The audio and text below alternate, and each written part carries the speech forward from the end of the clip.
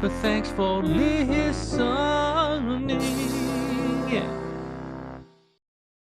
Greetings! Welcome everybody to We Say Things episode 242. Suns fan here with Cinder for another week of Dotes news.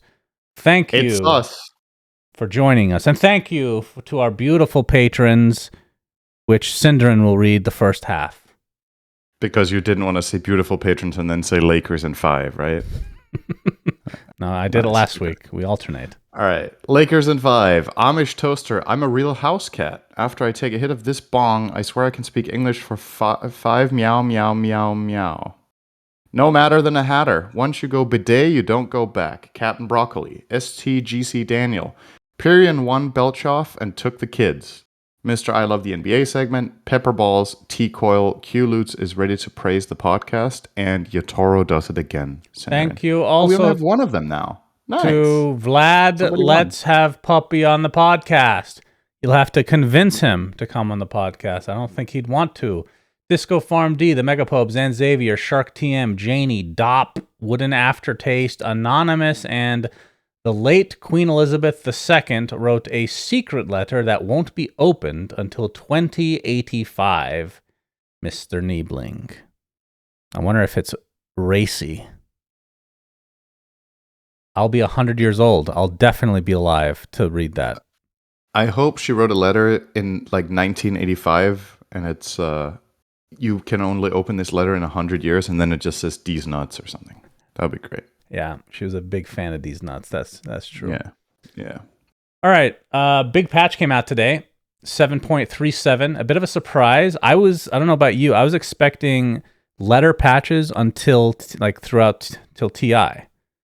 But we are getting. I was expecting something a bit bigger, actually. Oh, is that because you have inside information and you're just No, holding I back? didn't on have the any podcast? info about this. In all honesty, I didn't know, but Okay. I just felt like they were going to do something a bit bigger. Maybe not this big though, but you know. Have you read through it? I have not. It came out late this night. Okay, so I was like, I'll show up fresh, and then yeah, we're not going to go through the whole thing. very organic. You're going to have to read on your own, but there is a theme to this, and of course, you're going to go through the general, like you like to. We'll go over some of the items and whatnot that are important, but most of the new stuff, they actually went back and did exactly what we were hoping / expecting, which is they got rid of all the facets, or not the facets, the innates that were just old abilities. So now all of them are unique-ish. Good. Then again, I haven't gone through every hero, but I assume this is the rest of the heroes. So they've kind of wrapped that up. So that's really cool. Okay, so up to you what you want to talk about in the general section. It's pretty long, and a lot of it is whatever. Yeah, I'll just quickly mention, because I've talked about this before, that I felt like the neutral item, the neutral area buffs were too strong. They nerfed both of those, the health and mana region ones. Mm-hmm. It influences the game quite a lot how heroes are able to jungle there, so that's worse, which is good. Wouldn't have minded seeing them completely gone. I don't know. It's kind of weird because I feel like a lot of players, if not even the majority, don't even think about these. So they wouldn't even notice, possibly, that they got removed. But on a pro level, they're really important. Yeah, I think they're kind of dumb, but I'm just old. Second Roche starts dropping Roche's banner now. And third Roche starts dropping cheese during day. Oh, he drops Refresher and Cheese during day or Blessing during the night. That's interesting. Yeah. Okay. I like this change overall, I think. I think it balances out better the value of the Roches over time, and it reduces the variance a little bit in a way, if that makes sense. Does that mean Roche's banner only drops once the entire game? You can only have one. I think it drops on the second and then every subsequent one. Oh, you think it drops every subsequent one? Yeah. I guess it does say starting from his second death. Starting from his second death, Roshan always drops Roche's banner. Right. So I think every Roche after the first one drops Roche's banner, and then every Roche after the second one either drops Shard Cheese or Ag's Blessing. I think this is a better evaluation of the power of the items to do it this way. If you had to assign them a value, yep. I think this is. I like it. Okay, some sort of categorization. Like I said, I haven't read the patch notes yet because they This just is, came as out. far as I But know, this is just about Underlord, so it's I not. assume this will matter somehow. A lot Yeah. of spells are considered a teleport. You can read those yourselves. It's probably anything you can imagine being a teleport is a teleport. Mm-hmm. And now they've updated, so a lot of different abilities are breakable. Yeah, read the list yourselves as well. This is very specific, but I think seems like mainly for the most part, consistency. it's more about them labeling things, whether it's facets and whatnot, as being breakable or partially breakable.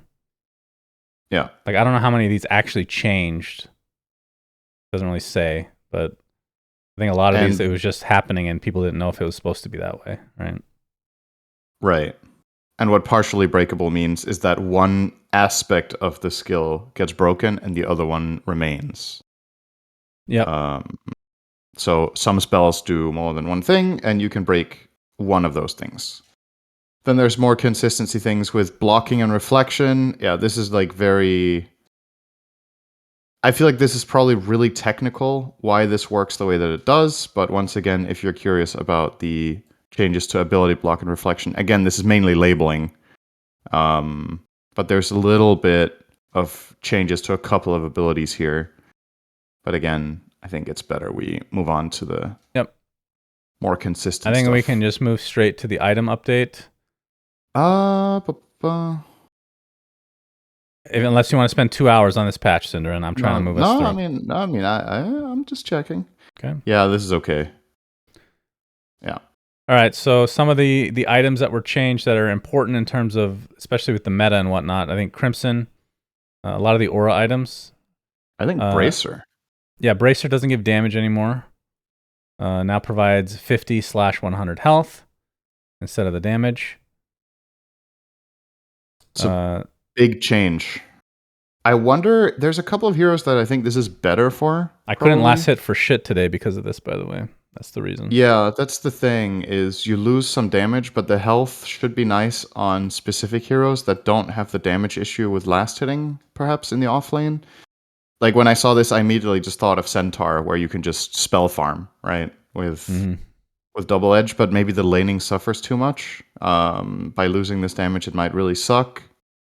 But later down the line, specific heroes that don't really right click but could use the health might like this change. But overall, I think it's mostly a nerf. And it's especially a nerf to universal heroes, right? It seems like very targeted at them, because universals were just buying Bracer, 2 or 3 of them, and having ridiculous damage. Now they're a little bit more streamlined with other heroes. The question is, what do strength heroes do for damage now? If they actually need it. I don't know about that one. I guess maybe there'll be something further down, but this is a problem for a lot of heroes, I think. But we'll see. Yeah, so you said Crimson? Yep, I think a lot of the aura items just not major nerfs. I think somebody said pipe was. I need to look at that one again. They said it was very nerfed, but Crimson just slightly longer cooldown, and the blocks a little bit less. It's not a crazy nerf, but considering how many auras were used, and it makes for boring Dota if they're too good. So it's a good change, probably. Okay, they're trying to bring Halberd back. This isn't going to change anything. Give it 5% more slow resist and 25 less mana cost on disarm. I genuinely think this makes 0 difference for when and why you purchase it. Completely 0. I mean, it's better, obviously, with the lower mana cost, but you're not going to be like, hell yeah, I'm definitely buying Halberd this game because of the slow resist. You know? Okay. Nerf to Lotus. Nerf to Manta. This is like duration-based things. It's the only thing. Buffing Pavis a little bit, which is interesting. I feel like this item is really cool in concept, but just doesn't see enough play. So with other items being nerfed and this being buffed, maybe that will push it up again. I think it's very fun to watch pros use this item. So I think that's cool. Yeah, big nerf to Pipe. Lasts 2 seconds shorter, and the passive magic resist aura is 2% weaker. That's pretty big. Okay, slight buff to Solar Crest. Maybe that will return again. It's just the same in Dota. It's for the last couple of years. It's like the same items that are cycling in and out, right? Mm-hmm. It's always like, how good is Force Staff? How good is Pipe, Greaves, Mech? Crimson is not a bit of an outlier there. How good is Lotus and Lincoln's? How good is Manta? But a lot of these items that you can cast on allies, it seems like they're trying to find the sweet spot where people actually buy Solar and buy Force Staff, but not always one or the other. Let's see if this does the trick. New recipe. Wait, what's this Shadow Amulet thing? Yeah, Shadow Amulet's a little weird. It's like a mini Shadow Blade now, except you're slow. Oh. So standing still doesn't do anything, pretty much.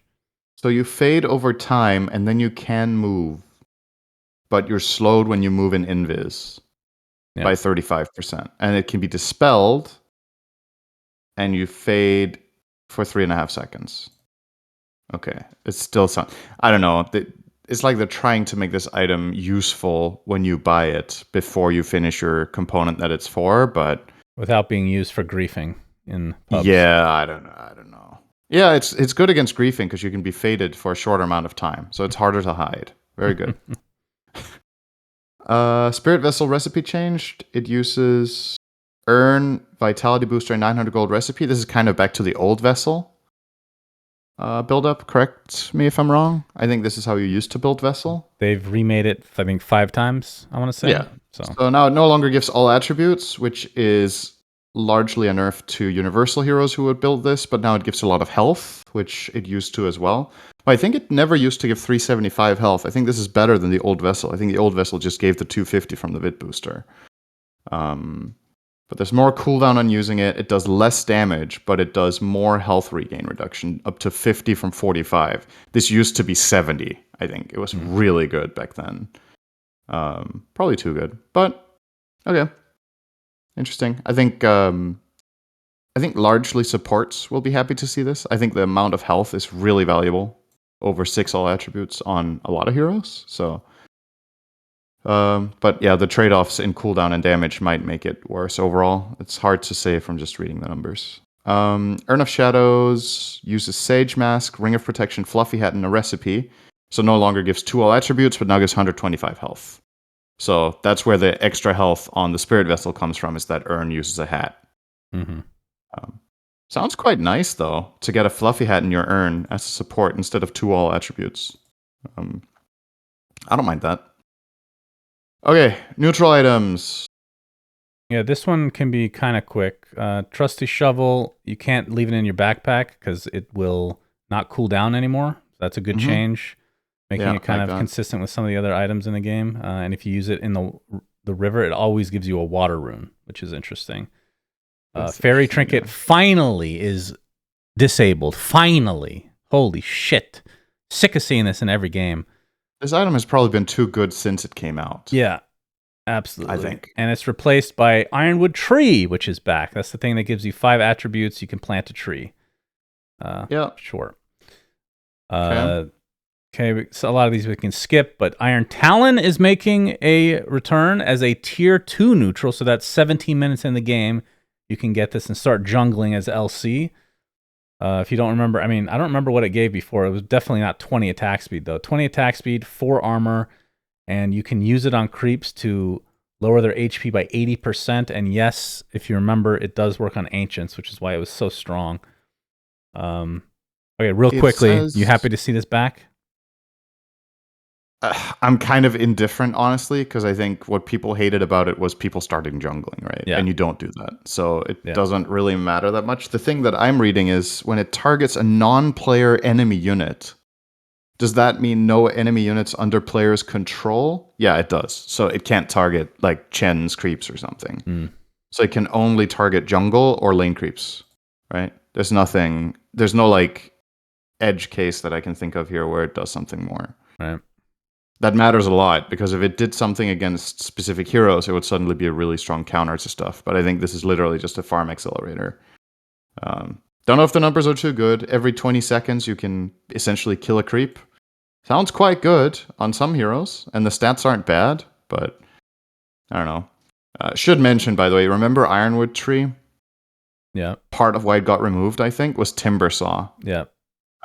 He can do it again. I don't know what the cast range is, if it's still the same, but this was effectively a way for Timber Saw to just, in every fight, have a way to place a tree in the middle of it that he could And jump I think to. it made him more, I mean, not that he's not played there already. He is, but mid lane, much more viable. Yeah. At least it was. I feel like Timber back takes in the this day. every game for the utility. Yeah. But we'll see. Okay. Philosopher's Stone now has 750 charges and depletes a charge every time it grants gold to the owner. When all charges are depleted, the item is destroyed and the owner receives additional 375 gold. All right, they were sick of people hoarding this. Yep. In late Great game. change. Great change. Yeah.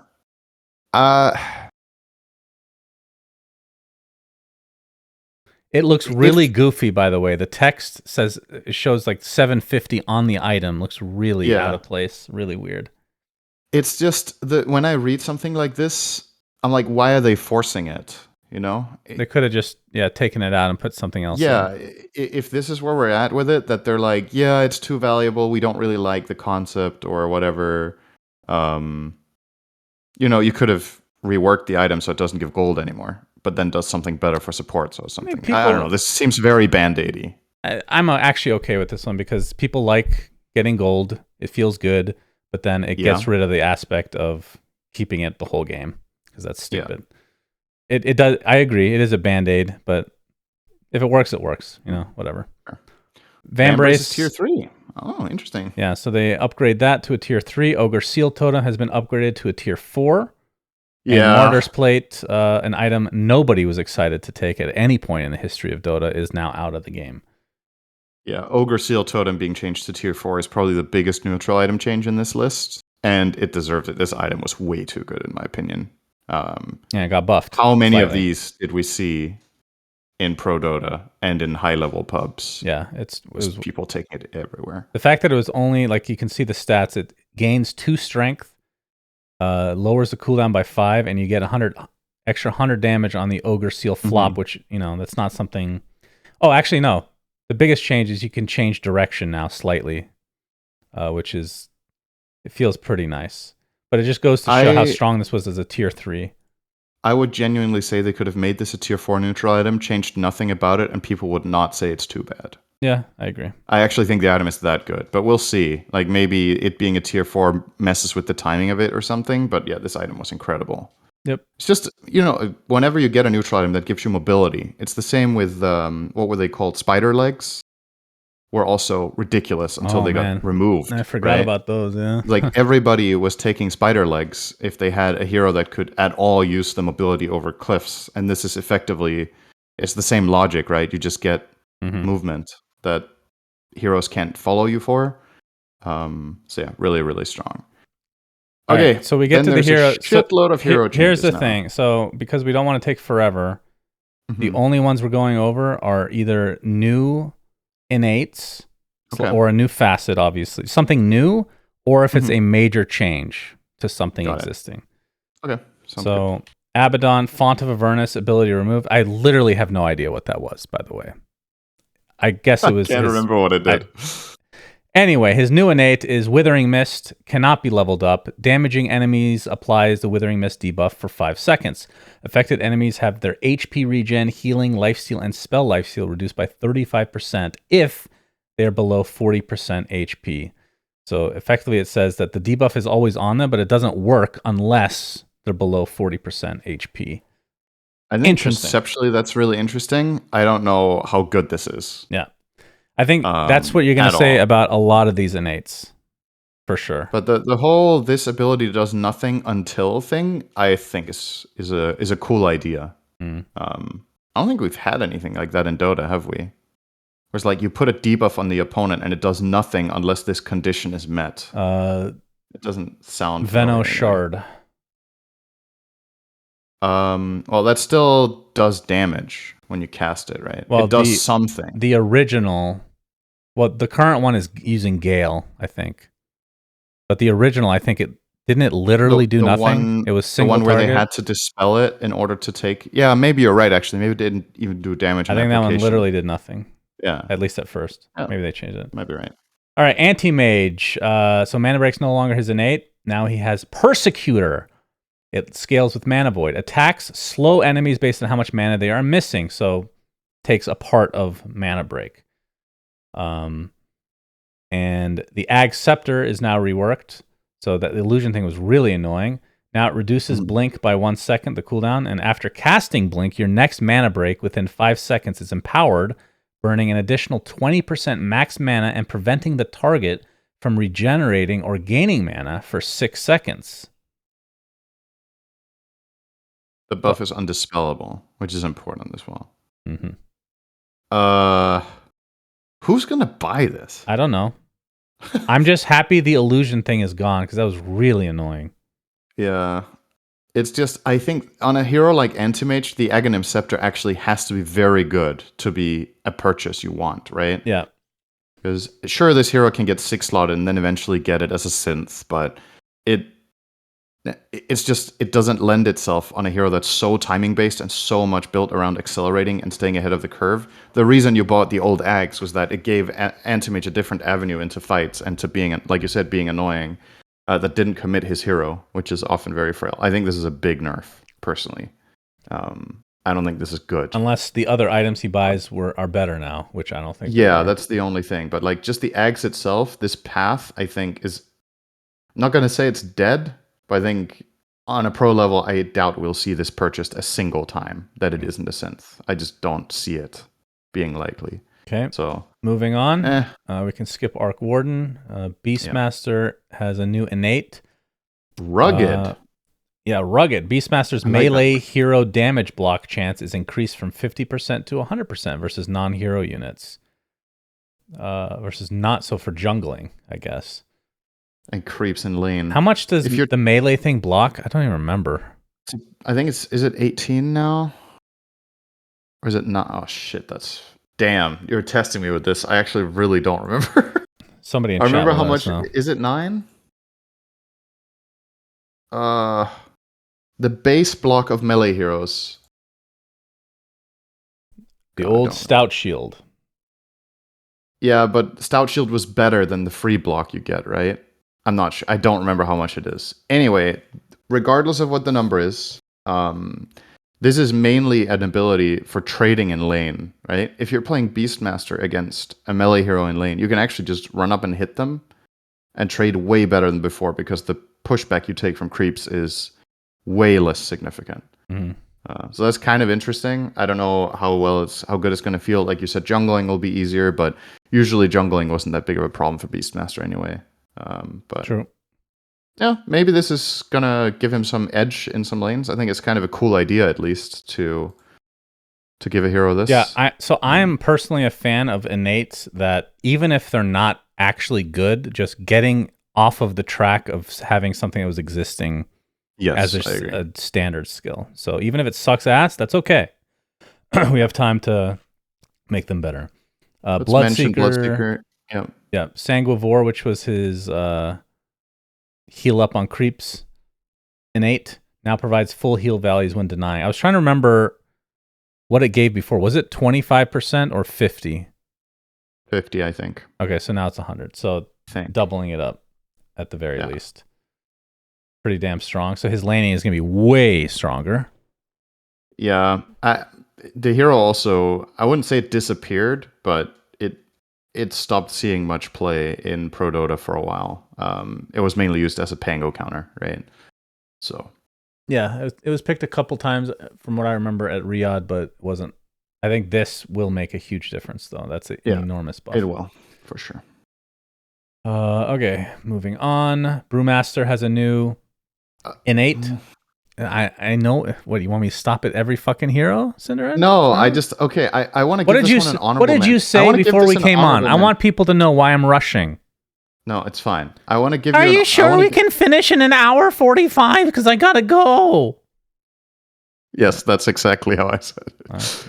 So, do you think Big Game Hunter was one of the worst innates in the game? Or the worst? No, even? Enchantress was. Okay. I feel like this one's worse. Maybe now it's a bit better. Like, you specifically need to end kill streaks to get a little more gold. Mm-hmm. I don't know. This one sounds... They doubled it, and it still doesn't sound that good. But at least they doubled it. I don't know. Anyway, hold on. Yeah, you could be right, because at least the Enchantress one, something's actually happening every game. Yeah, I think that's true. It's better. Okay. Brew, new innate, belligerent, passive. Whenever Brewmaster respawns or comes out of Primal Split, he gains 20% attack damage bonus. So when he does it while respawning, he gets it for 30 seconds. When he comes out of Primal Split, for 15 seconds. So another one that I think I tested at level 30 with no items. He gets like 40 damage or something out of Primal Split. Yeah. So, it's something. Honestly, I think the best part of this is when you die and you TP back to lane. Then you can see us a bit better. I don't know. This doesn't sound very impactful to me. But it's something. So I'm still happy about that. And ultimately what it did is it nerfed Drunken Brawler, right? Because Drunken Brawler used to be his innate and then get stronger because it had 5 levels. Now it's kind of back to its previous power levels of only having 4. And some of the aspects of it got nerfed, which is fair. This hero has been really good for quite a while. I think this is the first hero we look at that actually received meaningful nerfs, right? There's obviously going to be a couple that were really strong in this patch, and Brew was one of them. So don't mind seeing this. And yeah, it fits the theme of changing innates, like you said. Bristle gets a new facet. Look at that. So it's a third facet. They did this for a lot of heroes. You weren't a big fan of his other 2, so let me know what you think of this one. Seeing Red. Warpath can be activated to grant Bristleback 50% bonus attack damage and 50% bonus move speed per stack, but limits his vision to a 90-degree cone in front of him. I tested this. It looks pretty fun. I'm not going to lie. I don't know if it's good, but it's cool. It's been a while since a Dota ability made me laugh like that. So stupid. How does this work if you have allies around you giving you vision? Do you only see what you see yourself with this, or do you still have shared vision from allies? That makes a really big difference. Yeah, I don't know. No clue. Because if you okay, let's say it this way: if you literally only see these 90 degrees in front of you, it is a lot worse than if you had shared vision, obviously. But I still want to say I think this is just his best facet in general. Because the other 2, neither was particularly great, I think. This one, 50% bonus attack damage and 50% bonus move speed per stack? Am I misunderstanding this? Is this just like... He gets max movement speed. You're hasted and you hit like a fucking truck. Yeah. Yeah, I think it's 4, 5, 6 seconds. When I tested it without boots, he's only gaining like 100 move speed because he was already really fast with max stacks. Wait, do stacks give you move speed still? Oh my god. I think they do, right? Surely. I mean, either way, I think he's max move speed with max stacks easily. So the question is, when he gets that tier 5 item that unlocks your move speed, how fast is he? Because it's probably ridiculous, I would guess. Yeah, and the other question is, maybe I'm thinking about this a little... Okay, so I don't play much Bristle, right? Maybe if you take this facet, what do you lose from the other 2? So one of them was the one where you spread goo instead of quills when you get hit in the back, right? Mm-hmm. What's the other one? Isn't it just the quills in the back? Isn't the other one the one where you get attack but your speed? Warpath is worse or something? You get attack speed instead of attack damage on Warpath or something, right? And then you're the one... You should probably have Dota open. Because I can't have it right open right now. Yeah. While you do that, his innate ability is now called Prickly. It's a passive. Hero has 10% damage and debuff duration amp against enemy heroes that are behind him. So the other 2 abilities the other 2 facets become better than this one, in theory, right? Yeah. It just doesn't really synergize with this one at all. This is just so weird. He also got 6 base damage, by the way, which is enormous. So true. But he lost his innate Warpath, which used to give 5. But it depends, like, if you're holding this up against... What version of Bristle are we holding it up against, right? Is the question. If we're holding it up against the most recent one, then this 6 damage is not a lot. Because you used to have the 5 from Warpath. But considering how things are getting reworked and everything, I don't know. This is a big question mark. I think this facet might be insanely good, or it might suck. I genuinely don't think there's any in between for this one, and you just have to try it in a game. But instinctually, I would say this is very good, especially at higher levels, because I think people are going to be able to utilize this better as a team and set Bristle up for success. Like, imagine you amp this guy up and he has a BKB or whatever. He has these like 6 seconds of absolutely ridiculous smackdown with haste. True. Depending on how the vision works as well. Anyway. Okay. This one is an interesting change. I was going to skip over, but Broodmother. So the Necrotic Webs, I believe, is the one that reduces health regen, right? Now that facet, the debuff only works if Brood is in the same network of webs as the target. So I didn't test this one. What does network of webs mean? I assume it means that the webs need to have some sort of overlap. So if Brood makes 6 webs that are all linked, then they're in a network. But if one of them doesn't touch any of the other ones along the path, the network is broken. That's what I would think, right? What else? I wonder if there's like a UI element at all for this or not. Anyway, thought that was cool. Surprisingly little nerf, right? All things considered. That's a pretty big nerf. Yeah, to this facet. But it is to the facet, but to the hero in general, right? The carry broods that we saw taking over games and just owning it up doesn't feel like they got that much of a dent here compared to, other heroes that, or I say other heroes, it's only been one in the Brew, but I would say the Brew nerf seems a lot more significant than this, but maybe I'm underrating the Necrotic Webs part on what it does around the map, but yeah, the Brood performances that we saw in the last patch might continue, especially if other heroes get nerfed, then maybe by comparison Brood gets even better, which God forbid. I hope doesn't happen. Yeah, TI with no Brood would be great. CK, Irrationality facet. 1 second. Okay, there's one thing that's really important, Shannon. Okay. We actually glanced over this. I just quickly saw someone in your chat point it out. Bloodthorn went from 50 to 25 damage per unit. This is a big Brood nerf because that was what Broods were going. So, true. With that in mind, maybe this is fine because that was the build, was getting Bloodthorn and one-shotting people with spiders. Well, it was obvious. Technically, it was it's not one-shotting. It's a lot of shots. Thank you, Shannon. I appreciate you being me for a second here. Technically. Okay. Chaos Knight. Irrationality can now silence instead of doing nothing. This facet is so weird. So it can disarm, silence, or break. It's going to do one of the 3. It's way better. Like this. Do you like this? Way better. I think it's fun. Yeah. I mean, just conceptually, do you like this ability? Yes, I do. Okay. Do you remember when Swashbuckle from Pango, the lucky shot, could either disarm or break? Did it? I think it was. No, it was no disarm or silence. Sorry, it could disarm or silence. Yeah. Everybody fucking hated it, and it got nerfed so fast. This hero is all about RNG to some degree.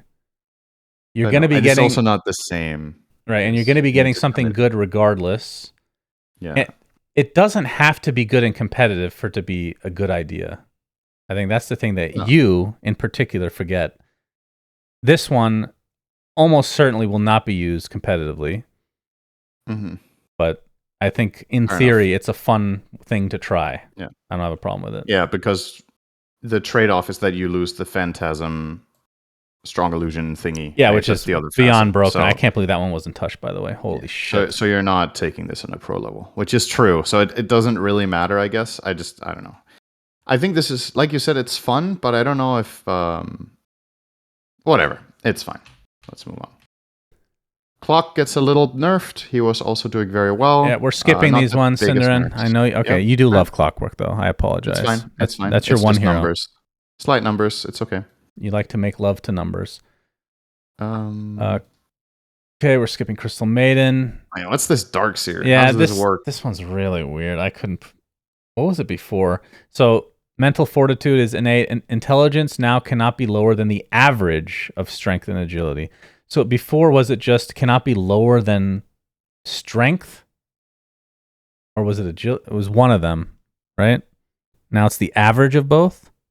Is that how it was? I think it might have been strength before. Int cannot be lower than strength, right? Or whichever one was highest, and now it's the average instead. It's too late in the night for me to I understand don't this one. think this is that important, but maybe there's a build I'm not thinking of where this would have mattered a lot. I guess, so if you think about it, let's say you built 100 strength, you would get 100 int, right? Now if you build 100 strength, you have 100 strength, and then say you have 50 agi, then you have 75 int instead of 100. So this should just overall just be a clear nerf if there was a build path before where you got a lot in one of the attributes. Because now if the other one doesn't follow, this definitely hurts. So I think on second thought, this is actually relatively important. And this hero was really good, right? So it makes sense that they nerf it. He also lost 2 base strength, which is quite big for this hero in particular, because he's so much about the first few levels in laning. And now you're more vulnerable. On top of that, his 15 AoE talent on vacuum also gets nerfed by 25%. This is a lot of nerfs to this hero at once, but I can't say it wasn't deserved, right? The hero was just that good, all things considered. Aura meta, Greaves were great, Pipe was great, he was great, the innate was all part those of it. items also got nerfed, so yeah. We'll see. I mean, maybe this is too much. This is kind of the level I was expecting to see on Brood as well, but I think the Bloodthorn nerf hits so hard. So it's probably okay. But yeah, this is a nerf. What people did do was they would do this starting build with like 4 gauntlets, right? If you do that now, you're also weaker because it takes the average of your strength and agi to compensate with your int instead of. Yeah. Okay. Cool. Okay, Death Prophet, new facet. So she has 3 now. Morning Ritual, as in Mourning. Death Prophet Death Prophet delays up to 50% of incoming damage, taking the damage in 1-second intervals over 5 seconds. Scales with Exorcism. So this is rum. So I'm trying to. Yeah, this is just a passive that's always. I'm trying to understand something, and I don't know if I'm overreacting. Is this not clearly her best facet? Like, not even close. This is absurdly strong. Really good on paper. So level 1, it starts at 20%. And so rum is what, 10 seconds or something? Yeah, silent slow or spirit collector, which is like your ult just does more damage. Like, this seems ridiculously good. Memory. Yeah, so the thing about this is the alternatives. One is the silent slow, and the other one is the exorcism collects hero souls and makes it stronger. I feel like you would take this every time, right? I agree. I think the numbers on this are too good. I don't think conceptually that this is a terrible idea and it's thematically fitting for the hero, but just my gut is telling me this should not be this high. Because it's like, if you imagine you go into a mid-game team fight and she has this on level 3 because she has level 2 ult. 40% of damage she takes over 5 seconds instead of instantly. This is a hero that's about bursting. It's like, either you kill it fast or it out heals you, right? Just giving her this really. This sounds very good. Okay, because this one, I've been doing game design, as you know. Yeah. And this one really stood out to me. Like, I feel like if this is not really OP, then I have no idea what I'm doing in game design, because this seems really OP to me. Like, I agree. Really fucking OP. Okay, so I'm not the only one. That's good. I wonder if this is so good that it's going to make Death Prophet like a first phase pick. That's where I'm at when I read this. I would agree. Yeah. Because she's also a flex, right? She can play offlane, she can play mid, she can play 5. And when you have this facet in all of those instances, just starting with 20%, right? She has 20% from the start of the game. Yes. Pretty strong. IMO. Yeah. Okay. Let's see. Doom. Yes. So so he gets the 3rd facet, Impending Doom. Every 6.66 minutes, duration of Doom is increased by 0.66 seconds, double in turbo. Damage per second is decreased, though, mostly at level 3. So I had to double check to make sure that Doom itself wasn't nerfed, and that it was just for this. It's just for this facet. Right. So in a 40-minute game, I was just doing some napkin math. 40-minute game, it increases by 3 seconds. Is that correct-ish? A bit more, right? Like if it's 0.5, it's around there, right? So it's gonna be a little bit more than that, but it's almost 4 seconds. It's like 3.5, I guess. Okay, that feels like nothing. Yeah, I don't know. I feel it's not like Doom's previous facets were that good, right? They weren't. That's true. So either you had the gluttony, which nobody took, or you had the That's not true. one where you can. Did they actually take somebody? Was it from Liquid? Took that a couple days ago. Oh, interesting. Because that was one I was theorizing was basically never going to get used because of the loss of efficiency. Wait, sorry. Which one's which? So gluttony is the one where you get 2 charges on devour. Right, never mind. Yep, never mind. Carry on. Devil's Bargain, everyone was taking. Yeah, carry the one on. where you can resell items. Okay, yeah. I couldn't remember the other ones. I think this one might be something, and especially in some games against heroes that you really just want to. If you don't like a player in the enemy team, you take this one to send a message, right? Yeah, true. Okay. Okay, numbers changes. New facet for Earth Spirit. Would you look at that? Yeah. Rolling boulder ready to roll. Rolling over an allied hero grants the allied hero bonus movement speed. Earth Spirit travels further and faster and stuns for longer. Distance multiplier 2.5x. Bonus stun duration 0.3 plus 0.2 per level. This is so hard to use. This is my instinct. It's like the payoff is really good, but man, imagine coordinating this all the time. I don't know. What do you think? I don't know. This one I don't know enough about Earth Spirit. Rolling over an allied hero grants the allied hero move speed, and you travel further and you stun longer. I feel like in battles it might not be that hard to do. When is it you can? Let me see. But coordinating like an initial jump with it is probably annoying. I don't know. It does feel like it would be a bit weird to set up. When you get the shard, you can pull an ally and use them. Yeah. But true. it's like, do you really want to pay for that? I don't know. I'm reserving my... I do like what they're doing with Earth Spirit, where they're just trying crazy shit. I do like that, though. Yeah, that's fine. I don't know if it's probably not going to be good initially, but we'll see. It's just this is one of those. Whenever we talk about these facets or innates or whatever, I like to focus on application, right? Like how often is this going to be good? Because some of them sound crazy good, and then you realize, all right, this happens twice a game, right? Mm-hmm. And then there's others that just always work, like Death Prophets that we just talked about, which is insane because it's constant and it works in all aspects. This is one of the ones where I'm like, this sounds really good when you do it, but how often does this actually happen in a game, right? How often do you roll over your allies where they can benefit from the move speed and you connect on something? It might be more often than I think, but the fact that this is something that you need to effectively set up makes it a lot harder to use than a lot of the facets that just always do something nice. So... don't know. Okay, Shaker. We're gonna have to speed this up, Cinder, and if you want to get out of here on time. Okay. Well, we'll get there. It's okay. I can be a little bit late as well, I think. Okay. It'll be okay. So Shaker gets a new innate. So removes aftershock as that. Now he can, when Earthshaker dies, he casts a 75 radius fissure where he dies. The fissure blocks movement, provides vision, and allows Shaker to gain experience around it. It's really weird. It looks it's the fact that it says fissure makes it a bit misleading. It's like a little statue, which is Does it deal almost damage? not noticeable. No, not that I noticed at least. Think of it as just you get experience. I think that's the important thing, which is still weird. It's a weird one. Sounds strange. Okay, I don't know what to make of this.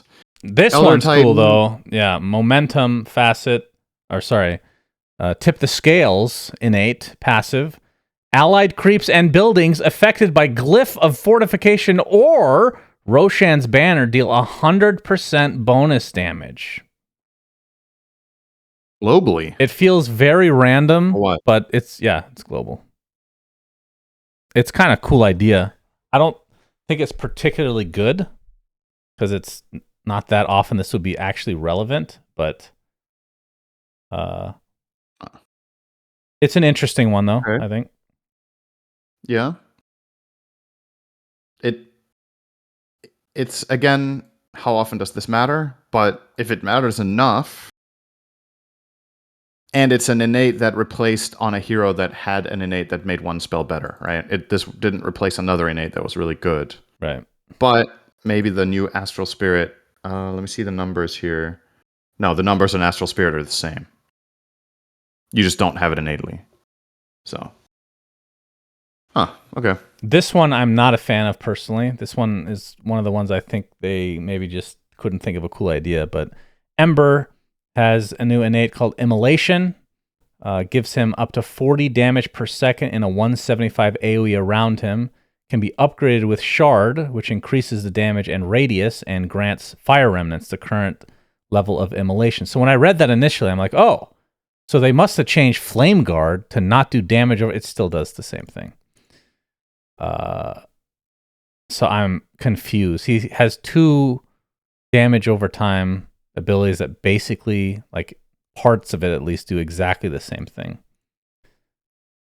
So that one was a little lazy, but you know. Yeah, it's not obvious for me when reading this if this is a buff or a nerf. I guess it's a nerf. I don't remember the exact numbers on the old one, right? With your Flame Guard innate, where it also had the passive component of doing damage per second around you, right? I think this is probably. I actually just. I just don't know. I don't remember the numbers, so I can't tell you. But I agree with your assessment that this is probably not that interesting compared to a lot of the other ones. So they probably just couldn't come up with something a little more inspiring. This one, though, we talked about it being possibly one of the worst innates in the game, which was Enchantress, where you got the neutral items faster, essentially. Now she gets Rabble Rouser, which is an artifact card, by the way. All neutral camps deal more damage to enemy heroes. Damage increase is 10% plus 3% per Enchantress's hero level. So as an example, if she's level 20, it's going to increase all neutral camps by 70% damage, which it's kind of cool, but you know. Is this... does it include her creeps, though? Probably yes, not. That's what I was just going to say. If she converts them, do they deal more damage to enemy heroes too? Does not affect converted not neutrals. A neutral camp anymore. Does Good, not okay. affect, yeah. Yeah, true. Never mind that. I don't know. This is funny. I don't know how good it is. But it's probably going to mess some players up sometimes that have an idea of just how close they can go, right? If you think of those moments where you just barely kill the camp and then go back to base, now you're actually going to die. Yeah, exactly. You need to think about Edge being in the game. It's the new Bloodseeker, you know? Oh shit, am I 25% or 27% right now? If nothing else, it made us laugh, yeah, right? It's a funny one. So that's good. Okay. First patch that time zone was not changed in any way, other than a talent change, I guess. But true. Is it good enough? We'll see. As we scroll down, all right, all the way to Husker for a new one, actually.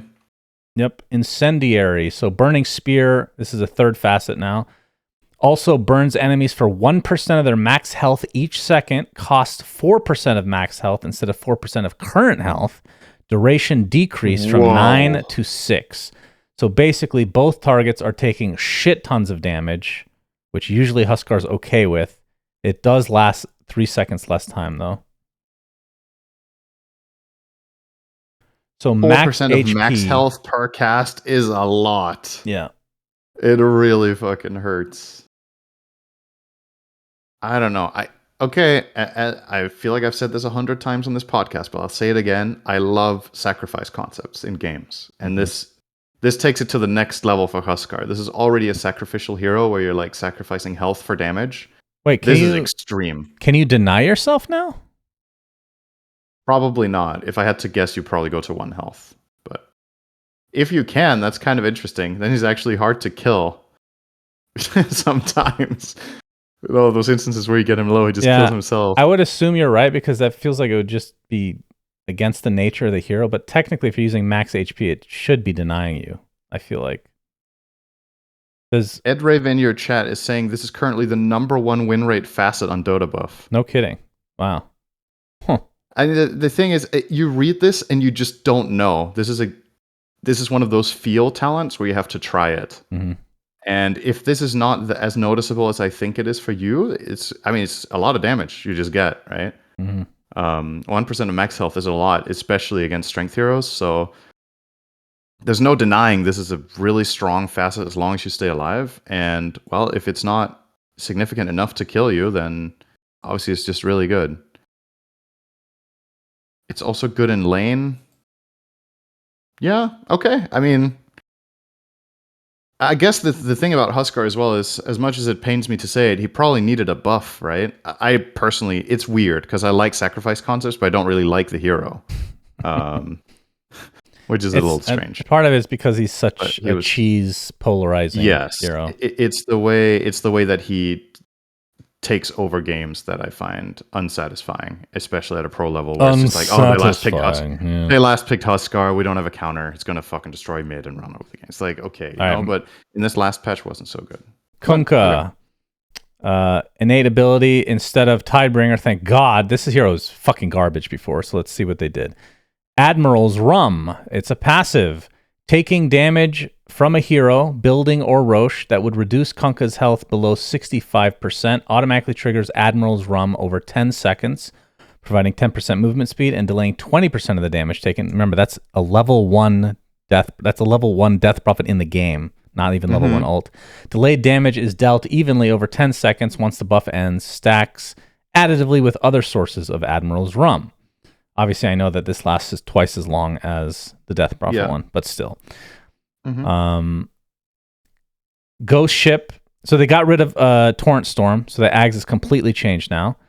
When Ghost Ship is activated, you get a stronger Admiral's Rum. And when you upgrade with Scepter, it creates 2 fleets of ships at the target point on a 2.5 second interval. Each ship also fires 3 waves of 4 cannonballs from the port and starboard side that deals 40% of Ghost Ship's damage as they pass through enemies. Enemies can only be hit once, hit by 1 cannonball per volley. Lyrical was playing this earlier. He really liked it. It's very obvious. These cannonballs are just reading this. Spammed. Yeah, it's pretty cool. It just sounds so fun. That's the thing. I don't know. This sounds really fun to me. I could be wrong. This might be the biggest change in the patch to a hero, and this hero was just dead. And before he wasn't dead, before the facets, it was all about Torrent Storm. So this is like super different take now on Kunkka. Did you see the first line of change on this hero? I feel like this is a very rare thing to happen in Dota. His minimum damage was increased by 4. Yeah. Like it's almost always base damage or whatever, but they're reducing the spread, which makes him more consistent in lane. It's kind of interesting to raise his minimum damage specifically. Quite unusual. Yeah, some numbers buffs as well. I love this hero, so I hope we get to see it again. It was, like you said, completely dead. Nobody was playing it, basically. And if nothing else, this Ags just sounds really fucking fun. So that's... If a hero ends up... If it's still bad, at least the Ags sounds fun. So... Torrent Storm was not really a fun ability. It was kind of stupid. It looked cool, and then you saw it in one game, and then you were over it. Yeah. This one's much more manageable. Probably also better for people's graphics cards that it works this way. True. Depending on how the cannonballs work. Okay. LC has a new innate called Outfight Them. This one's a bit weird. Attacking an enemy hero that has a higher level than LC increases her HP regen, lifesteal, and incoming heals by 50% for 4 seconds. Always applies when attacking a hero that is max level. So basically it does nothing unless you attack a hero that is a higher level than you. Now, you can just attack them once and then focus somebody else theoretically. I'm not sure you would do that. Nah. But like your passive works better. Your press the attack is more pronounced. It's quite noticeable, actually. Yeah. Another interesting one. And 4 seconds is the majority of your duel. And that's when this is really going to matter, right? Because let's be honest, the way this hero gets played is you blink, blade mail, duel someone. And usually you're dueling, excuse me, either the enemy mid or the enemy carry. And a lot of the time they will outlevel you. So I actually think for the contextual abilities, this is one of the ones that I think will be likely most of the time compared to a lot of other ones. And in the situations where you duel somebody that isn't the mid or the carry, it doesn't really matter. Because if you're dueling a support, you probably kill them anyway. And kill them fast, right? So then I don't know how much this region will matter in those instances. So pretty cool, I think. Maybe it's too good, actually. We'll see. I don't know how noticeable this will be, but you said it's quite noticeable. Yeah. Leshrac, I just want to mention really quickly, the Misanthropy facet where the Diabolic Edict does not work on buildings. They changed the duration. They decreased it by 1 second, which doesn't seem like that much. You're doing the same amount of damage as before 1 second earlier. This thing already felt like really good. This thing already ripped through people. I'm surprised that more people weren't taking this, if I'm being honest. But this, I think they will now. I think This is really good now. Yeah, I really, really think this is strong. Agreed. Okay. Lifestealer. It finally happened, Cinderin. It's Rage, or what's the other one called? The bad one. No, it's not. No, come on. It's not bad anymore because Corpse Eater has been put onto Feast, basically. Unfettered, right? Yeah, unfettered.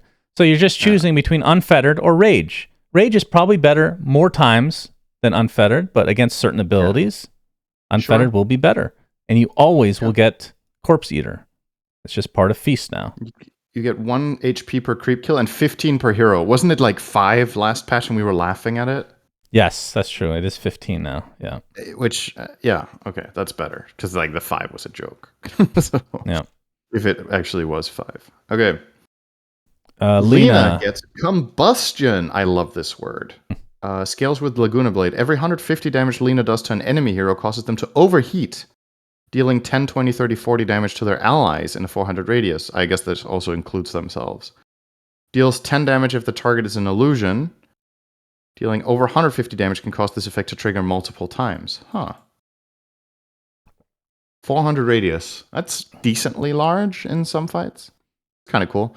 I don't know. It doesn't specify whether it also deals damage to the target itself. It says their allies. Do you think I'm not sure either. If it's the target itself as well, it's really good. If it's allies only, it's situationally good, right? But anyway, it's cool, and it really fits the hero to have Combustion. So I like that. Okay, hello, Druid Shannon. What's happening? What's going on? Third facet. Bare Necessities. Jungle Book fan. New facet. Lone Druid can only use 3 slots of his inventory, but he gets up to 80% bonus stats from them. Scales with True Form. Bonuses applied to the following stats: Strength, Agility, Int, Health, Mana, Evasion, Attack Speed, Bonus Damage, Health, and Mana Regen. It's so funny when you pick this facet. You know what the backpack looks like? The backpack? The backpack, the bottom 3 slots, that is what the middle slots look like now. So only the top 3 slots of your inventory look like the normal item slots. So it looks like you have 6 back. I mean, you do. They are back. You can actually use them as a backpack, but you know. Okay. I thought they were actually just going to gray them out or like cross them out. No, like it's not actually beta yet. You know, it's maybe a few years ago. I think the idea is really cool. I have no clue if this is going to be good, but this is on your hero. Yes. The bear still has the full inventory. Well, okay, so the bear, there was a big change. Can no longer have its own neutral items. It shares the one on your hero. So that's a big change as well. And also, he got a new innate called Gift Bearer. Lone Druid can re-roll his neutral token once per tier. Oh, mulligan. which I haven't seen what that looks like in the UI, but yeah, I assume another there's cool just like a idea. button next to it that's like a die, and then you can be like, click it, and then you get 5 new ones. Okay, so since he can reroll, obviously the situations where you wanted a different neutral item on your hero than to your bear don't exist anymore, but the chance that you get what you want on your bear is pretty high. Because you get double dip, right? Just instinctively, this bear necessity sounds really good to me, because I know a lot of lone druid builds just get like a few items on the hero, and now you can like get insane value from just getting like 2 wraith bands, I guess. The old build, you would get sometimes more wraith bands than that for like mid-late game situations because of the armor. And you don't get the armor, right? You get the strength adjunct int. You don't get the additional. That doesn't. Okay. This is a Would you headache still trying to have wrap your head boots? around. It doesn't Yeah. say boots. Yeah, it doesn't say move speed, right? No, the boots don't get stronger. That would be crazy. So If it is was move there? speed, this would be a. So do you think you buy boots on this hero? You only have 3 slots. Yeah, you do, I think. I would think so. But maybe you can bypass it and get something else that's better. So let's remember the other ones. What do they do? So one of them is that you get more armor. Spirit Link shared armor is increased, and Lone Druid's attack heal the Spirit Bear. And the other one is the one where you transform the Spirit Bear instead of yourself. I think this new one, I kind of think is probably generally better than either of the other two. But have to wait and see. This is not my hero whatsoever.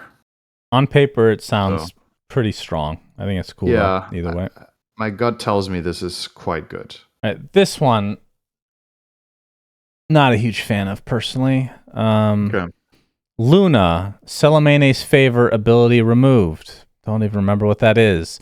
Facet, Moonshield, renamed from Lunar Orbit to Moonshield. Okay. So Lunar Blessing is the innate now. So this is like they're getting rid of that ability, and it's actually innate. So this is the only one now that's kind of like just the old ability, right? It grants 1 attack damage per level to Luna and allied heroes, and 400 bonus night vision, plus 20 per level to Luna only. Luna receives double the attack damage bonuses, and at night, Lunar Blessing is global.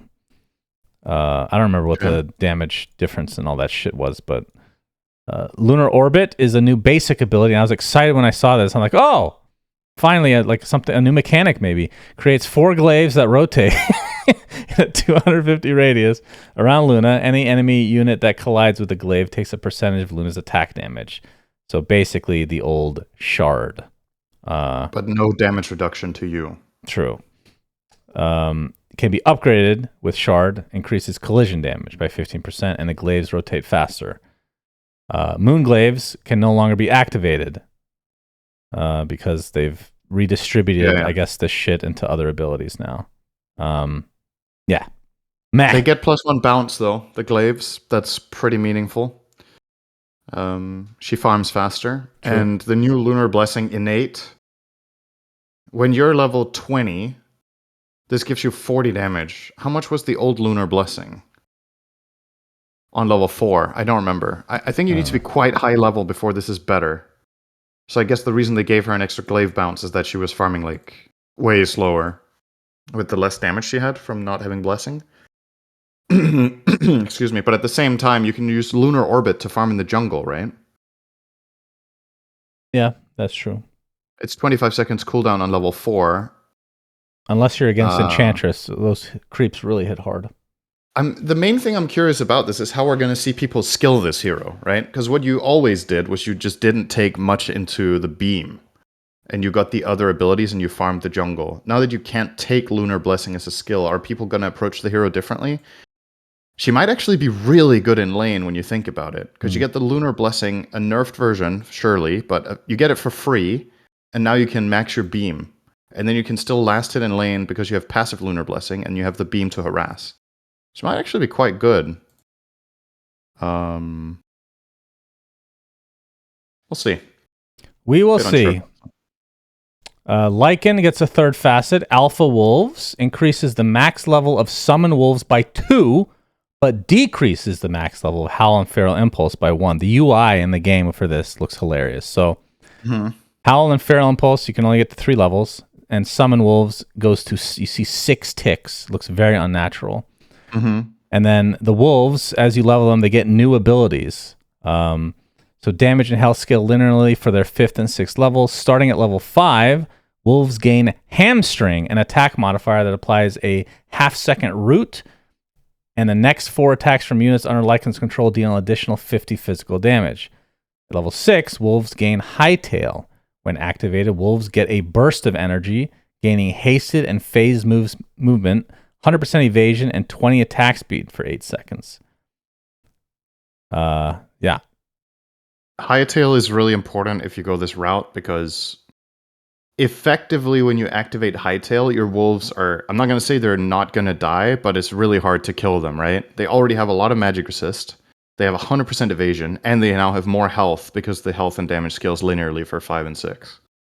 So more micro now, though. Yeah, you do have to press one more button, which I think is manageable for the people that like this anyway. So the thing I'm not sure about is if you can use, I assume you can use the abilities on the Ag Shard. It says that they do improve, but you can't control those wolves normally. So yeah. I'm guessing they just have more stats, but they don't use the abilities. Oh. Would be my guess. Okay. Interesting. I don't know how much it hurts you to not have the 4th point in Feral Impulse. I think that sounds kind of harsh to lose that one. But if these wolves are good enough, no. If nothing else, I think this one's quite interesting. To be honest, it's very unique. Whether it's shit or not, I don't care about. If it's interesting, they'll eventually make it good. It covers some bases that Lycan struggles with in some parts of the game and against some lineups, which is your wolves just feel useless. They just die to a cleave or whatever. Yeah. With 100% evasion, you might have a way to play summon Lycan in a different way. So kind of cool. Let's see how that one works out. Okay. Medusa. Yeah. Mana Pact facet removed and replaced with Venomous Volley. Medusa applies a poison to every 5th attack, slowing enemies' movement speed by 35%, attack speed by 80%, and cast speed by 50% for a second and a half. The poisoned attack counts as an attack modifier for the purposes of split shot. That means it only works on the primary target until you have the talent. That makes you apply your orbs on all attacks, right? Or on split shot, which is a level 25 talent. Mana Shield is so it was the innate, and instead of moving it as a base ability, it's still the innate, but it doesn't level anymore. So now has a base of 2.4 damage per mana and then gains 0.1 damage per mana per hero level. So the new base ability is Gorgon's Grasp, which is straight from Heroes of Newerth.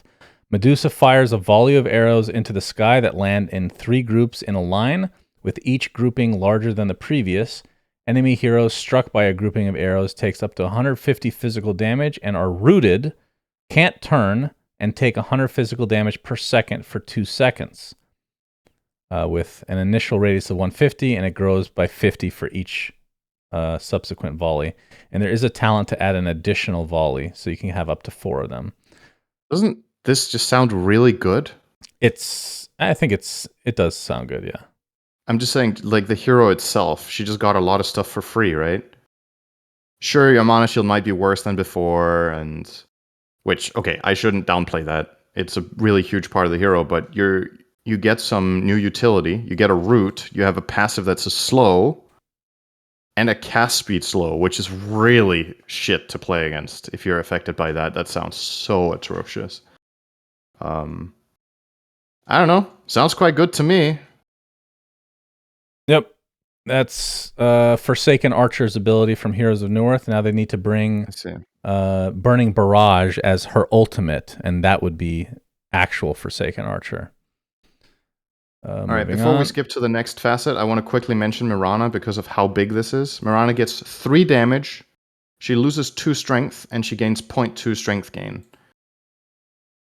when she has this, should make her laning quite a lot. Like getting 3 base damage on a ranged hero is really, really strong. This makes her laning a lot better, whether she's playing core or position 4. And the strength loss to compensate, you cover that ground over time. It will make you a little bit more frail in the beginning, though. But I do think this is quite meaningful and could bring her back a little bit, to be honest. Snake King's probably really happy about this one. I think support Mirana loves this 3 damage. So. Oh, yeah. No doubt. Okay. A Frienda. Nope, it just scales with Pierce the Veil. Well, right, it also gives attack speed now, which is kind of weird. Yeah. In the area when she's close to it.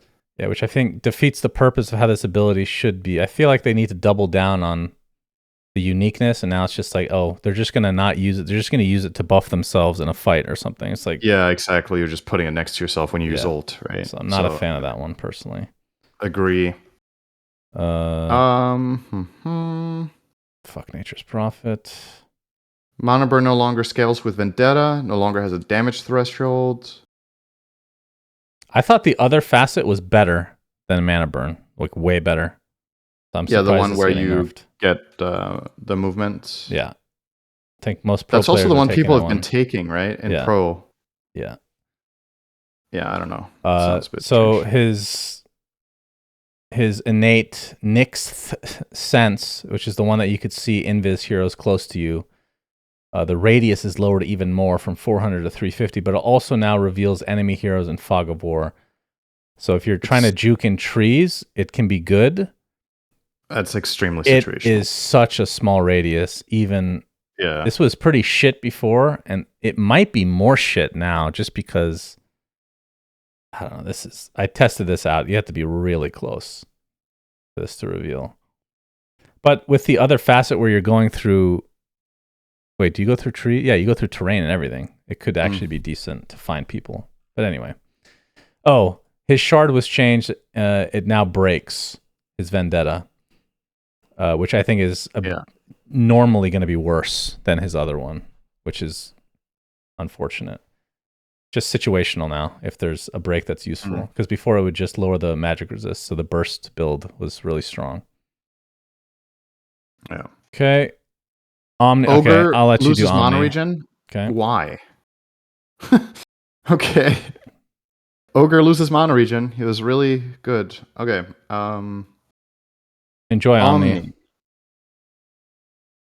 More radius and Degenora. Purification is upgraded with Shard. After a 3-second delay, the target's purified again with 75% effectiveness. That sounds pretty good. Repel gives magic resist. Oh my god, he has 20 lines. Hammer of Purity is now an attack modifier. Can't be spell stolen. Doesn't proc magic stick. Blah, blah, blah. Target changed from... Okay, so Guardian Angel is point target.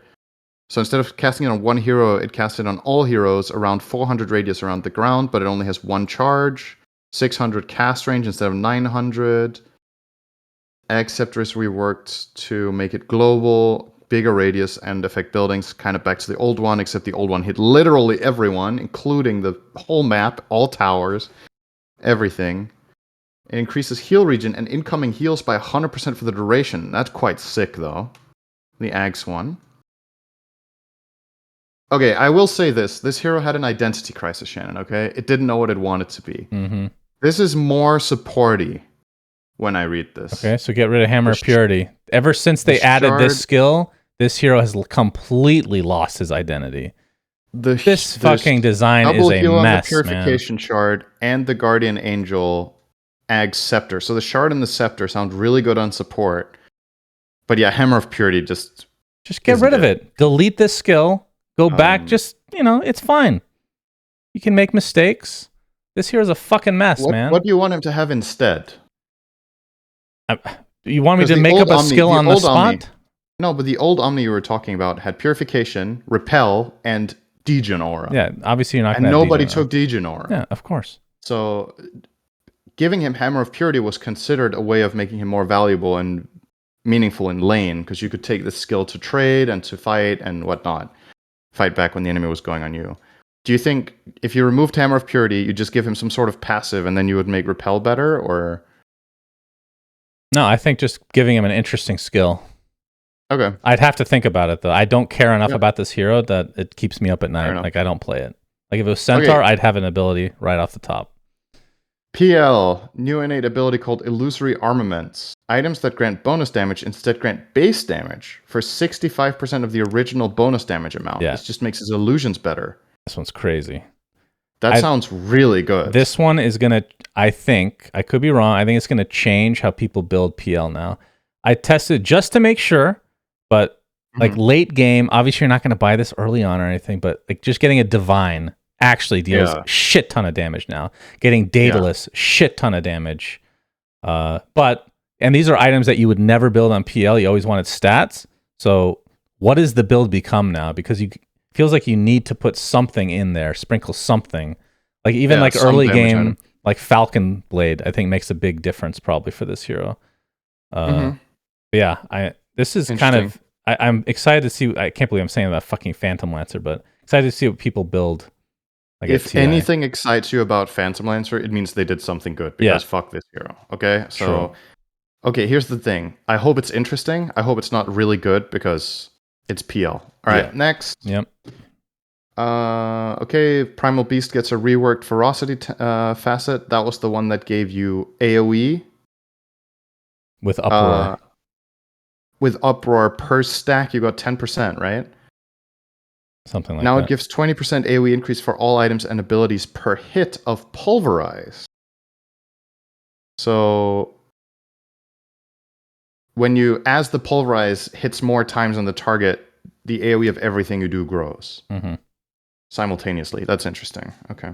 I think that's worse than the old one, but probably, more interesting at least.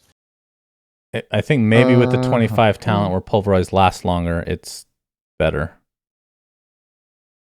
And I think it maybe depends on how many people you're hitting with Pulverize as well, right? Yeah. Oh, maybe. That's true, actually. I wouldn't... It's ambiguous from the text, right? It's not. It could be that it just counts, did it hit a hero or not, versus did it hit more than one hero as well.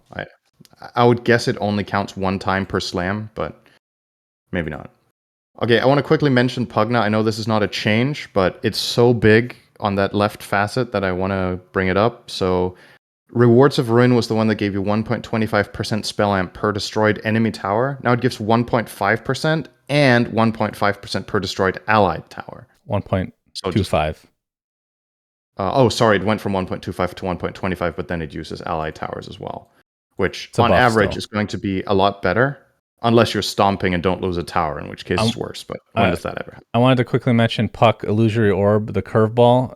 It shows a preview of the orb trajectory, which is a huge quality of life. You guys should try it in the sandbox mode. It's really fucking good. Nice. I don't know if that's going to change how much. Arguably should have been there from the start, right? It just makes sense. Right. It's kind of like Vector. You're drawing something and you get to see where you go. That's nice though. Okay. Ricky's still dead. Moving on. I think Sand King's the next big one. Okay. This one's really weird. So Dust Devil, which is the facet nobody's taking because it was nerfed to the ground. The AoE is kind of back to where it was, 600 at the highest level for Sandstorm. But Aghanim Scepter is completely changed. It's not affected with Sandstorm now. Instead, it upgrades Epicenter. Every 0.5 seconds, 3 stinger attack areas are created at random locations during Epicenter, each measuring 15% of the Epicenter's current radius, that apply 50% of stinger damage to enemies hit. One enemy can only be hit by 1 stinger per pulse. And then with Shard, when you're walking around and it's pulsating, you have to have Ags and Shard for this to matter. The pulses apply 1 stinger attack from Ag's Scepter. So this is a very roundabout way of saying Epicenter does more damage with Ags. Yeah. So what I will say is I'm happy that Epicenter finally gets some love in some way, because I think this spell has been kind of forgotten, to be honest, in the buff train of all sorts of other stuff. And I also think the old Sandstorm Ags was kind of stupid. So this is a 2-for-1 for me, where they do some things right. Now, I can't tell based on this how good the numbers are. And you could argue that it's not particularly creative. Epicenter does more damage, you know? I think conceptually But very boring. To me, it's a step in the right direction of how the hero, I feel like, should work. I think it's the last Band-Aid they're going to put, and then they're going to delete Epicenter. New skill, please. Thank you. Could be. Who knows? Okay. Shadow Shaman has no downside other than not being able to ward trap with Mass Serpent Ward now. It went from 7.5x to 10x. Okay. I don't know if Silencer's worth talking about. It's just a buff to his innate. Mm-hmm. Okay. Damn, this really, the bottom of the list didn't get much love, huh? It's just a little bit of numbers here and there. Bull Rush for Spirit Breaker. Lingering bonus move speed is now determined by Spirit Breaker's current bonus speed instead of always the max. But the biggest change is Charge of Darkness now gradually increases move speed. It starts at 25% of the bonus speed. It is very slow at the start. That's a pretty large change. Way worse? Am I missing something? Yes, it's way worse. Was that necessary? I don't know. Okay. I love me some Spirit Breaker, but when this hero has a slow windup, it defeats the purpose of what makes it fun to play. Yeah, I was a little bit worried about the fun aspect of it. I agree. So then Sven, I want to mention this really quickly because this hero started getting prevalence as a support. Mm-hmm. It had pretty good win rate in Immortal. He loses armor on Warcry at all levels, and the Shard no longer grants allies the passive movement speed bonus, and the Shard now gives more active movement speed. So it makes it a little bit better when you activate it, but otherwise worse. Yeah. Probably a meaningful way to change that hero. It's probably still good, though, as a support, I think, but a little bit worse, which is meaningful. Okay, the techies one's kind of fun. When you have more attack speed, you get more projectile speed. I don't think it really matters, but just funny. TA. Okay, TA Facet reworked. Void Blades. Meld, attacking a target with Meld also applies the bonus damage and debuff to enemies hit by the Psy Blade spill. Very situational that you hit two heroes with the Meld strike. So, what is it the other one is? The other one is where you gain bonus damage whenever you lose a shield from refraction, which is what everybody takes, right? Yeah. And they will continue to do that. New innate ability, Templar Assassin and her teammates can see Roshan's respawn timer. That's really strong, actually. Wow. So I was reading this, I'm like, you know what? Of all the heroes to get it, it kind of makes sense for her because she can already see into the pit, right? So it's not that much stronger. It's strong, of course, but then I go lower and, Psionic Trap no longer gives vision in the Roche pit, so they just take away that aspect of it. It removes the requirement to always have a trap in the pit, and the reason I think this is a lot stronger than the old version is that at high levels, people will deward the pit, right? And it will force TA to play in the neighborhood when Roshan gets his potential respawn timer. Now you just know. I think that's really good. It's really crazy. I've heard that Oracle has been being picked more, but I was really surprised that he wasn't picked. Because I feel like the rune one is huge as well. Yeah. Knowing which rune for competitive. Now, my question is, do you like these things of team gets info that other team doesn't on a conceptual level? Do you think it's good? That's a good question. Because it's unique and it's special, but I actually don't know if I like it. Yeah. Like this, how to say, information advantage that one team gets. I don't know how I feel. Okay. I like how crazy it is, and then if it doesn't work out, they remove it. I think it's worth exploring, though. All right, they nerfed Crash Landing a bit, and it no longer pierces debuff immunity, which was ridiculous to begin with. It the fact that they don't say that this was a bug that was fixed is insulting. We know this was a bug, all right? This was obviously a fucking bug. We know. Somebody posted on Reddit, and Val's probably like, I didn't even know that was the case. All right, so Crash Landing has less radius and less damage. Toss no longer pierces debuff immunity, and the bonus damage on Toss from Grow is reduced significantly. So, mega nerfed across the board, mega deserved. Tiny, I was thinking how this hero, it feels like he's just always really good or meh, you know? Like, in this previous patch, when facets were introduced, he was an insane carry and a really good 4. And then they nerfed the carry aspect. Then he remained a really good 4 and a good mid with crash landing. And still a good carry, to be honest. And now they're kind of butchering all of the builds, including his 15 avalanche talent. I feel like a lot of people will not like that I say that he got over nerfed because they're like, good riddance, right? But maybe this is a bit too much, and I think this hero is super fun to watch and really fun to play, and is great for pro Dota because it's super high skill cap. But I don't know if this is just too much, man. Like this really hurts when I look over all these changes at once. He'll recover. They'll do a B and a C patch. ABC. Yeah, and then he'll probably come back. We want Tiny for TI, you know? True. Okay. Troll Warlord gets Battle Stance as a new innate ability. Toggleable, can't be leveled up. Allows him to swap between melee and ranged attacks with a 1.4 BAT on melee attacks. Berserker's Rage is no longer innate. I mean, isn't this just the same as before? Almost. Just that Keep going. Troll has movement speed, bonus armor, and a chance to ensnare. When in range form, Troll has a chance to maim. Interesting.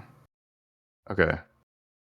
I guess a bit better then, right? Because he gets the maim on range, and now the innate is Battle Stance. Maim, for people that don't remember, was part of Saint Joshua for many years. Yeah. And now when you chase, you throw the ranged axes to slow them down, you get the maim, and then you go into melee form and you can get a net. Like, it makes it much more consistent, I feel like. So that's cool. Of course, the one thing they didn't change was the fucking ultimate that we cannot stand. This can, man. Like, how long?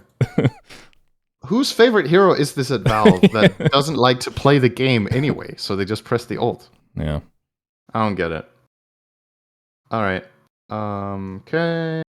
Quality of life for Tusk facet. You can now alt cast Drinking Buddies to only pull Tusk toward your target ally, which is quite good. That is good. Comparison.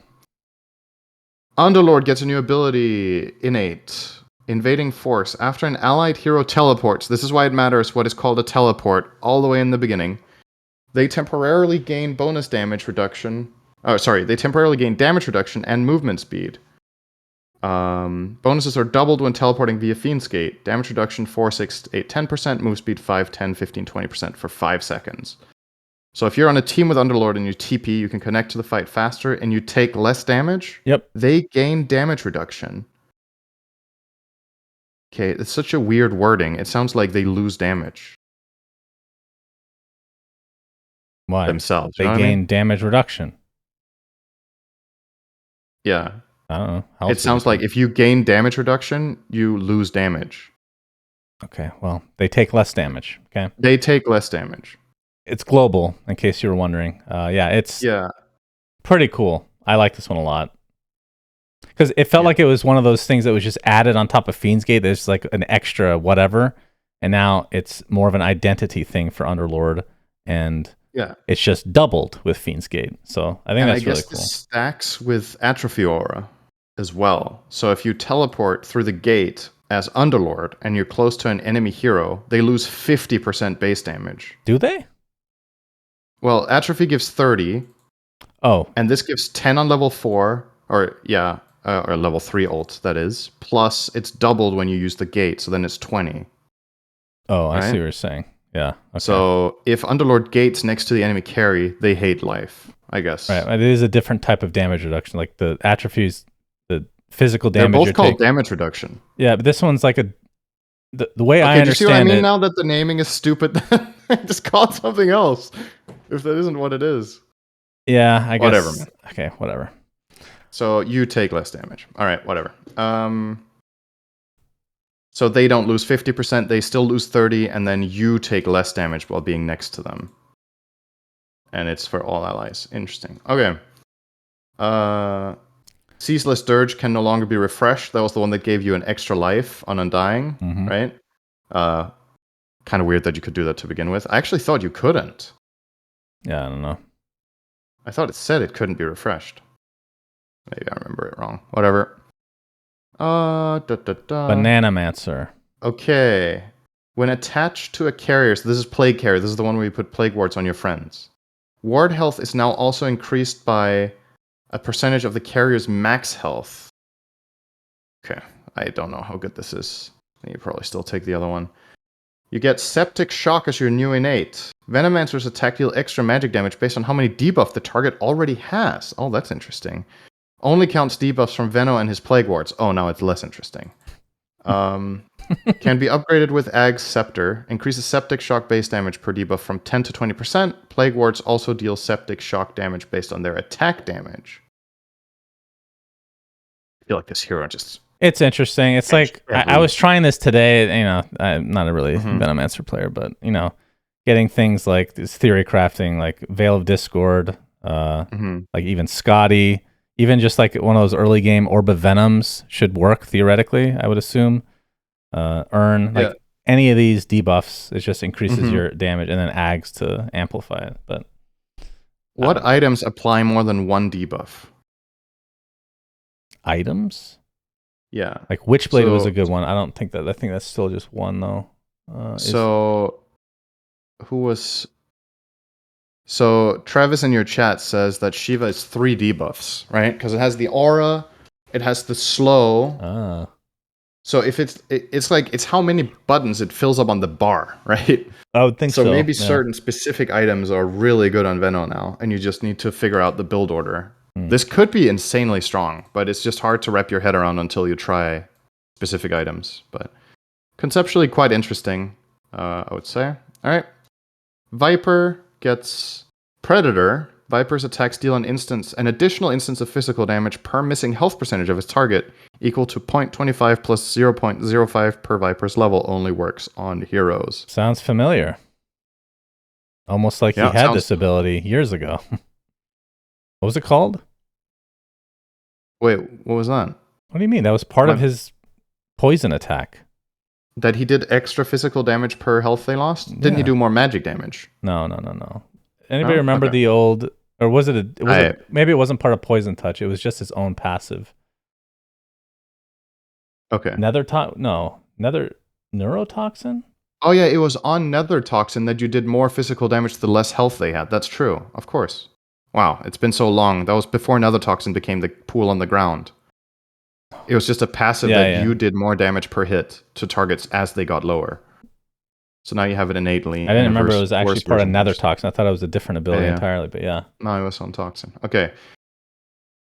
Visit gets a new facet. We'll rejoice. Soul Assumption kills give gold per soul charge.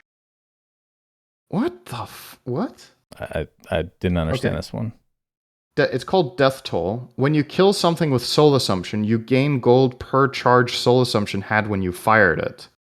So it gives 35 gold per soul charge and 15% gold from creeps. Enemy heroes killed within 3 seconds of being affected by Soul Assumption also give gold. So you throw this on them, and then as long as they die in the following 3 seconds, get to reap the bounty. How many charges are on Soul Assumption? Is it 3 plus 1 per level? Okay. So 3 to 6. What's the max gold you can get from this then? 210. It's quite it says a lot. It right here. I'm an idiot. Okay, yeah. It's quite a lot, but what are you sacrificing? You're sacrificing either that Grave Chill also affects units around the target, or just not microing. That you don't have to play your hero. That's a tough one, really. I don't want to play my hero, so I'll probably take that one. You still hate that one so much. But they did what we did talk about, right? Which was make a third facet for the hero, so that the people that do micro with Visage get 2 options. So I'm happy with that. Now, whether this is good or not, I don't know. Maybe it is really good. I mean, if you're finding kills, it's pretty quickly becomes meaningful, and this hero does kill quite a bit in lane. So maybe this is quite good. Lurker. Visage's ability cooldowns...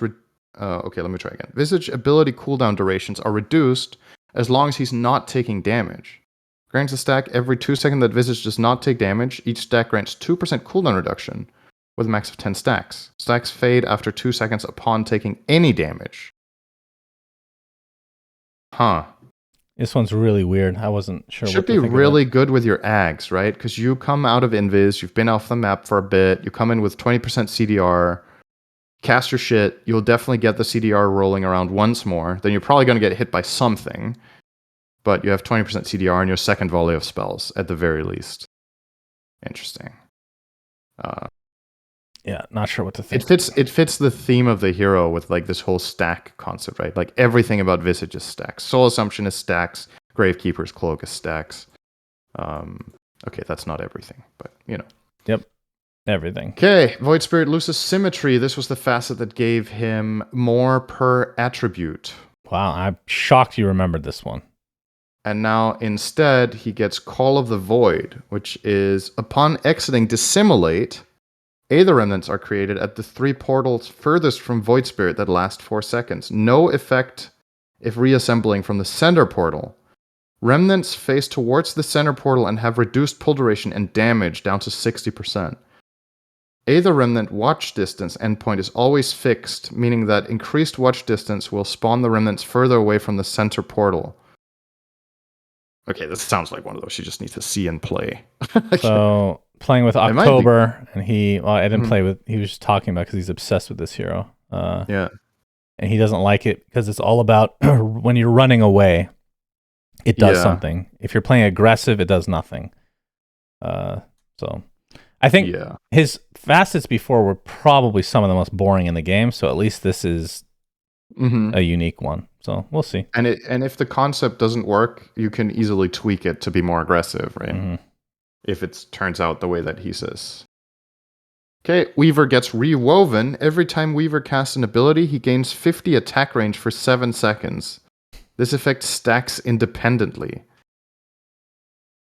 Okay. Yeah, that's a weird one. Okay, so I don't really like this one because I feel like Weaver's identity is being short range. So it's not much range, though, really. No, but it's like whatever range it is, right? Like even if it was less or more, it doesn't really matter to me. Like conceptually, I don't think Weaver should get this as a hero. I think he should be short range, and then he should have something else. So don't really like this one. I don't think it fits the heroes. What makes the hero unique? Fair enough. Okay. I had the same hero with which hero was it that got the same problem with? There was a hero that got a lot of attack range. What was it? TA. Also used to be the short range assassin, and then she got so much range that now she's kind of. It's like the part of the reason the hero is so good now is that it feels like any other agi carry with like 600 attack range. But I didn't like that decision back then, and I still don't.